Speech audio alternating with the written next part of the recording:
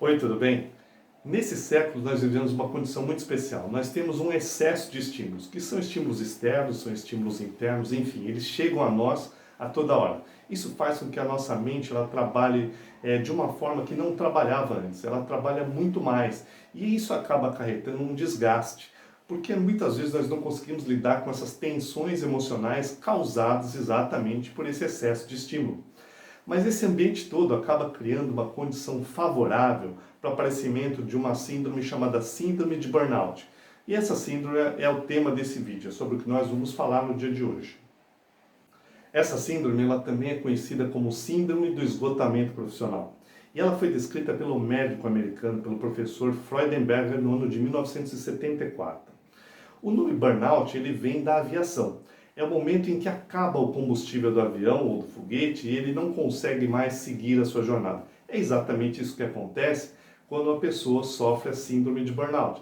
Ela se sente tão esgotada naquele momento que ela não tem condição de seguir à frente e normalmente isso acaba causando um colapso emocional. Se você gosta desse e de outros temas ligados aí a como nós podemos fazer frente a esses desafios modernos aí, trabalhando bem o nosso corpo e a nossa mente, inscreva-se no canal que tem muito conteúdo bom por aqui. A síndrome de burnout, ela é um distúrbio que acontece devido ao desgaste contínuo, desgaste excessivo. Ela é uma percepção da mente e do corpo sobre o trabalho. Mas ela também precisa ocorrer de forma continuada. Isso faz com que a saúde acabe sendo minada. Inclusive, nós temos aqui no canal um post que fala sobre o assédio psicológico. O assédio psicológico também de forma continuada pode inclusive levar ao aparecimento da síndrome de burnout. Muitas classes profissionais acabam sendo envolvidas na síndrome, mas normalmente a gente acaba citando aquelas que fazem jornadas duplas de trabalho, como por exemplo os profissionais da saúde. Mas o que vem se observando ao longo dos últimos anos é o aumento incrível do número de mulheres acometidas pela síndrome de burnout. Porque muitas vezes essas mulheres, além de terem as jornadas duplas, elas acabam chegando nos seus lares e ainda encontram muita atividade pela frente. Isso faz com que a mente não desligue, o desgaste vai acontecendo de forma continuada até que, em um determinado momento, ela apresenta a síndrome de burnout. Dentro dos sintomas observados com essa síndrome, a gente vai destacar aqui, por exemplo, os distúrbios de humor. A mudança repentina dos humores é uma das frequentes características que quem está portando a síndrome vai exibir, além do comprometimento da memória. Muitas vezes acaba de fazer as coisas e esquece como fez, onde deixou. Isso é extremamente comum. O isolamento é outro ponto também que é muito observado para quem está nesse quadro de síndrome de burnout. As pessoas acabam se isolando de forma completa e progressivamente isso acaba se tornando cada vez mais comum. Além da irritabilidade, a irritabilidade excessiva é outro ponto de atenção para a síndrome de burnout. Assim como o absenteísmo, as faltas constantes. A pessoa não consegue mais encarar aquele ambiente de trabalho como um ambiente que seja positivo e ela acaba se ausentando, ela não vai. Existe também o presenteísmo. O que é isso? O presenteísmo é quando a pessoa está ali no trabalho, mas ela não consegue ser produtiva, ela está completamente inerte, ela está voltada para outras atividades, a mente parece que está longe. Então o presenteísmo também é observado de forma frequente na síndrome de burnout. Assim como a agressividade também que aparece de forma corriqueira e espontânea, pode ser um dos sinais de que a pessoa está enfrentando essa situação. A redução na autoestima também é outro ponto que é extremamente observado nesses casos, além, é claro, da clássica depressão ou ansiedade. E existem os casos ainda que você observa os dois, tanto a depressão e as crises de ansiedade se alternando aí. Tudo isso são sintomas psicológicos que essa crise pode trazer para a pessoa que está passando por ela. Mas o burnout também mostra sintomas físicos, como o cansaço excessivo, aquele cansaço que parece que não passa nem após uma noite de sono ou após um final de semana, não passa. A pessoa está sempre cansada. Problemas gastrointestinais também são um relato extremamente frequente, assim como o aparecimento de alergias. Alergias também são muito relatadas na síndrome de burnout, além também das insônias muito frequentes. Então a pessoa deita, talvez tenha aquele primeiro sono, mas depois acorda e não consegue dormir mais, a preocupação excessiva e não consegue desligar a mente para poder ter uma noite de sono mais adequada. Dores de cabeça também são um relato frequente e a gente vai incluir aí também muitos casos de enxaquecas, e aí já são mais específicos e são quadros até mais severos, assim também como as dores no corpo são observadas de forma frequente. A sudorese intensa é outro fenômeno que pode acontecer durante a observação da síndrome. E o aumento da pressão arterial também é um relato frequente. Claro que nem sempre todas as pessoas vão exibir todos os sintomas, mas a partir do momento que são observados sintomas físicos e psicológicos que se repetem, talvez seja o momento aí de procurar um profissional da saúde para um diagnóstico aí mais adequado. E por falar em diagnóstico, como é feito esse diagnóstico? Esse diagnóstico ele basicamente é uma avaliação clínica, na qual se observa o histórico de trabalho do paciente, assim como as atividades por ele desenvolvidas. Também é possível realizar um teste psicométrico, que é um teste que vai avaliar a personalidade do paciente e também as suas capacidades, e ver se existe uma adequação aí dessas capacidades à carga de trabalho que ele está sendo exposto, para que a gente possa ter certeza da origem da síndrome. Porque se nós conseguirmos identificar de forma clara, fica muito mais fácil trabalhar esse problema junto ao paciente e junto à empresa. Uma vez entendido o diagnóstico, vamos agora ao tratamento. Como é feito o tratamento da síndrome de burnout?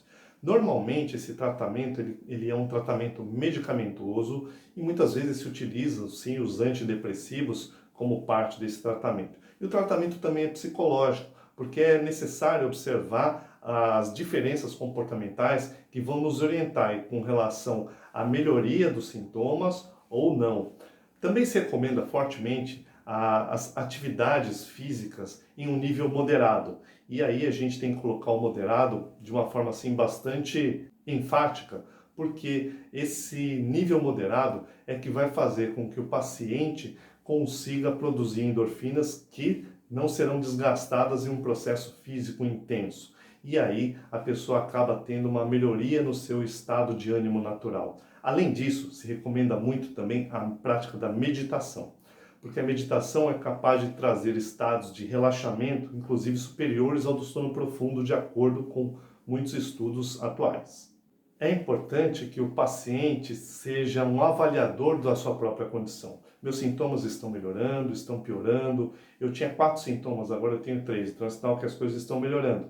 Assumir posturas diferentes, porque a gente vai lembrar mais uma vez que são ações diferentes que levam a resultados diferentes.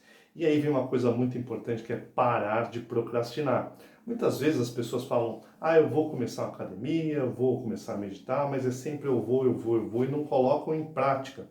Tem que colocar em prática, porque o tempo ele é igual para todos, não pode ser armazenado, é altamente perecível e é inelástico. O paciente tem que se programar para poder levar uma vida mais saudável.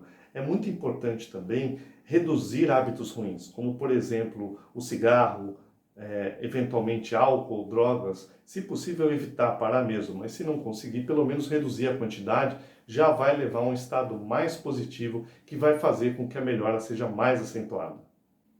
Eu quero abordar aqui também 2 pontos que são fundamentais. O primeiro deles é a autoanálise.